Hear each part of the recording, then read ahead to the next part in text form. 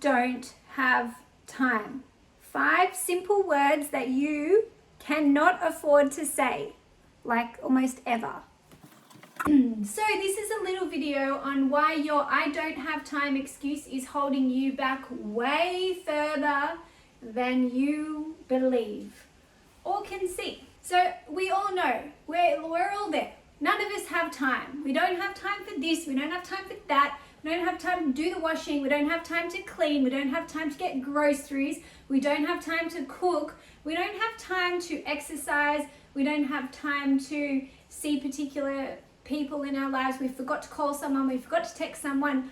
I don't have time. We say it so often, it is etched into the walls of our homes, into the seats of our cars, into the carpet of our offices. It is everywhere. But let's put things into perspective for a second. I'm not saying that our society is in the most wonderful place right now. If you ask me, we kind of have it a little bit backwards with what is going on. Our mothers are forced to go back to work very early when their babies are still, a matter of months old, and they're forced into childcare. Mothers are forced back to work, not because some want to, but also because they have to, because the cost of living pressures are so high, where you need 2 people to service a mortgage these days because house prices. But what has this led? What is the outcome of this? It's led to us having no time. Let me say one thing. I'm not here to judge you. I'm not here to hang shit on you. I'm here with you. Time is hard, but there's a better way. And there's an easier way. But there are some truth bombs to be said. Number 1, your perceived lack of time might be a lack of priorities. For example, 10 minutes scrolling on your phone, 10 minutes meal prepping. What do you choose? In 10 minutes meal prepping, I could put on boiled eggs, which takes 7 minutes. I could chop some watermelon for the week, so it's done and dusted. I could make a chia pudding. I could probably do all of that in 10 minutes, and I have breakfast sorted, I have snacks sorted, and I'm already way ahead from potentially ordering takeaway or skipping the meal altogether. Number 2, there is always a way to cook simple food that doesn't need to take an hour to put together or more. For example, eggs, chia pudding, investing in a slow cooker, getting a whole chicken, plunking it in, filling it up with water, add some carrots and some onion and some garlic and some herbs, boom, you have chicken soup. You have chicken meat for sandwiches, you have meat for a chicken pie, you have extra meat that you could put in the freezer for another quick meal. I could rattle off so many ideas right now. Number 3, if you can't prep dinner in 20 to 30 minutes in the nighttime when you get home, we need to talk. We need to talk. And of course, some meal prep might come into this as well, depending on what ingredients you like to cook with and what meals you like to eat, but there is a better way, and you definitely can get dinner ready in that amount of time. Number 4, if you're relying on takeaway meals or you're skipping meals because you get overloaded by recipes, you get overloaded by needing to cook, and you end up just going, well, I don't know what to make, so I'm just not going to eat it all and forget about it and I'll have a coffee or whatever. 99% chance you're doing more harm than good. Number 5, if you're relying on recipes and you can't freestyle even a little bit. Number 5, if you're relying on recipes and you can't freestyle your meals even a little bit, or really a lot of it, and it's likely that you're missing some vital skills in your cooking foundations that allow you to do this with ease, without it needing to be a big deal and without needing to use a lot of brain power on the daily. These skills make life so much easier and will save you a lot of time. I want to tell you a little story about a client of mine. She was a mum of 2, under 2 or 2.5, hard enough. She had her own business and businesses within the family. Her partner had businesses as well. They lived in a faraway location that made it hard for her to just duck to the shops if she needed to get groceries, to even do her morning commute to work. everything was a bit tougher. She had a business that was booming and it was taking off, but as a result of that, she was working till 1 a.m. in the morning, and by then it was lucky if she'd had a glass of water and got to wee twice during the day. Like, she was busy, yeah? And she came to me for help to get her mojo back. She booked some kitchen mojo classes with me. The problem was, when you work till 1 a.m., where can you logically fit cooking in? And you have 2 kids and you get up for them and you're doing everything for everyone else. Where can you find the time to cook? And this was her problem. But she really wanted to get back in the swing of cooking. And I needed her to remember why feeding herself was so important to more than just the simple task of ticking eating off the to-do list every day. You see, her lack of time, I'm going to fall off the bench.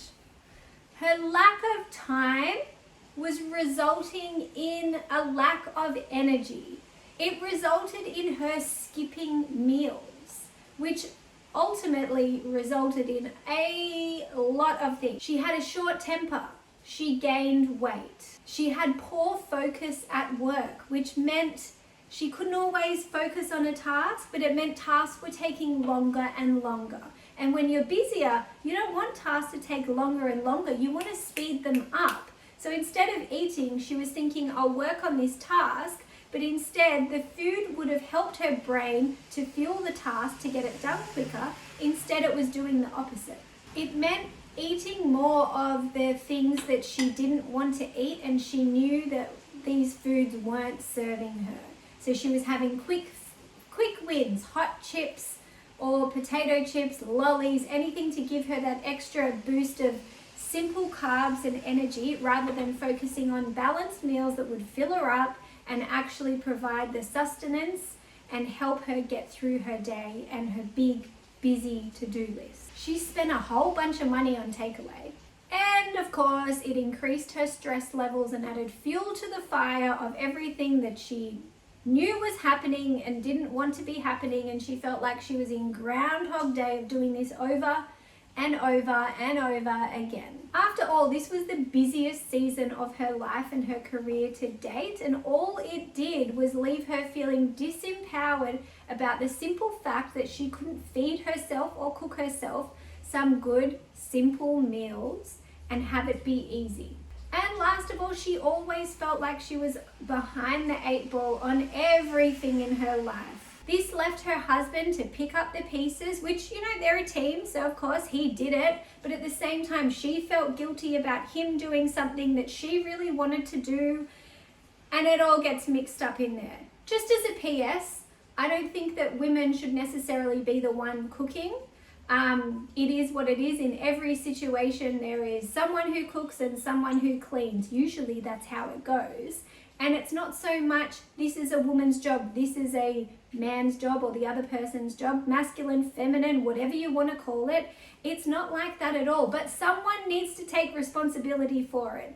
And in our household, I find that there are things that I really don't want to do, like catching the big ugly spiders, like mowing the lawn, like doing all the things, like putting the bins out. There are so many things that I don't want to do that I just ask or maybe even expect my husband to do. But a lot of times we can feel stuck in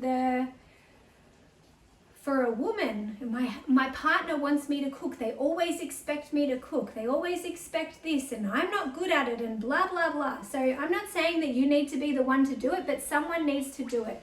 And obviously it's where my skills lie, so I'm going to be the one doing it. But also my husband likes to cook, and he's actually a good cook.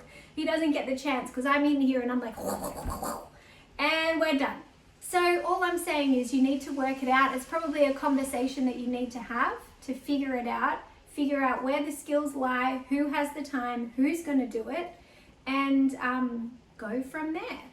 Back to my client, seemingly she had it all. She had the kids, she had the husband, she had the job, she lives in a really cool place, she had all of this stuff going on, yet underneath the surface, her legs were like this, and she was really tired and hungry and just didn't feel like she had her shit together. Was putting pressure on her the best thing for me to do in this example? Heck no! And I just told you what I did. I helped her fall in love with cooking again. I helped her remember her skills because she did have them. Most people do have skills in the kitchen. We're just not valuing them. We haven't learned to connect to them. We haven't remembered them. In the end, we had a fun class and we made things. She sent me a message after saying, oh my gosh, I remembered I am a badass cook. I'm amazing. I can do this. But the best thing about this was the roll-on effect that happened after. She remembered why eating and cooking was so important in her life. She was armed with a recipe book of simple recipes that I'd curated especially for her, and she had that to fall back on when she forgot. We put into place a meal prep day, which was the day that she was going to prepare some simple ingredients that fueled the rest of her week. She committed to a time that this meal prep routine was going to happen, and it wasn't the usual Sunday. For her, it was the day that the groceries came in, which was midweek, and she actually had a free moment after the kids went to bed. She was going to pour a glass of wine, she was going to get creative, and she made it a little wind down routine. She started to say no to things. She started to delegate things in her business and in her life that she couldn't handle everything that was going on in her life. She found a way to cut through the priorities that were going on and things on her to-do list that didn't matter. And it became a question of, do I want to be doing this, or do I want to be doing this that I know I need to do way more? P.S. This is cooking. Or do I want to do this thing that seems kind of important, but it's really not that important at all? It's just like a busy task. In this client's case, she needed to realize how having no time was putting extra stress and pressure on her life unnecessarily when it was already a big and full life that needed all of the energy, vitality, and love that she could bring to it. So this leaves me with a question: can we have it all? Some people say, yes, you can. Other people say yes, but not at the same time. And I like to say, yes, but is it all really all yours? Is it all what you want? Are you being told having it all is X, Y, Z, and they're actually not your priorities? Sometimes I find in these situations they are not. And if you can just like flick them to the side, focus on what's actually important, what's causing the most stress in your life. For a lot of people, if you're watching this, it is cooking, and it is making simple meals that work for you, which energize you and allow you to live the rest of your life.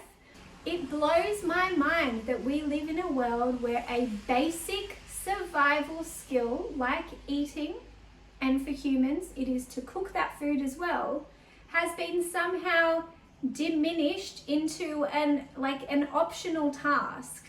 I think it's really funny if you were to think of this through the lens of if the dolphins knew that humans were up here going, I don't know how to cook, I don't know how to cook, I don't have time to cook, I don't have time to survive, I don't have time to feed myself. Do you think the dolphins would be like, yeah, I don't have time either, I just want to surf this wave, I just want to I just want to play with all those fish that I'm rounding up. I don't really want to catch them. I just want to, I've got to get my little baby dolphin to school. I've got to go, well, there's a big current coming through. There's a big East Coast low. I've got to prepare my house. It's a funny example to put to it, but it's quite wild when you think about it like that. If the dolphins knew, if the lions knew, if the birds knew, if the dogs knew that humans were up here pretending that they didn't have time to cook, what do you think they'd say to us? This is a basic life skill. And in the case of my client, that's quite a wild example to give you, but you can see she found a way around it. Messages from her at night, and look at this meal I just whipped up, look at this. It's better than going to the takeaway store and getting hot chips. It's better than going to the pub. It's better than getting this delivered, this Uber Eats, whatever it is. She's doing it. She feels in control. She's modeling habits to her little kids that are in that very impressionable age to see things. They're learning to eat. They're experiencing food for the first time. And in those first years that are so vital for a child, a baby, to understand what real food is, and she's doing it. So cheers to her. So now you know your mood, your outlook on life, your productivity in the day, your budget, your waistline could all be affected by this simple 5-word phrase, I don't have time to cook. What are you going to do about it? Is everything else that you're putting before it really that important? What can you shift? What can you let go of? What can you reprioritize or deprioritize? What ingredients do you need in your pantry to make making food so much easier for you? What time of the day and week can you meal prep to make things easier for you? Do you have a slow cooker to make cooking simpler for you so it becomes a 5-minute prep? Chuck it in, put the lid on, turn it on, and walk out that door. Do you need to remember, collate, or find some trustworthy recipes that can help you get back into the swing of cooking?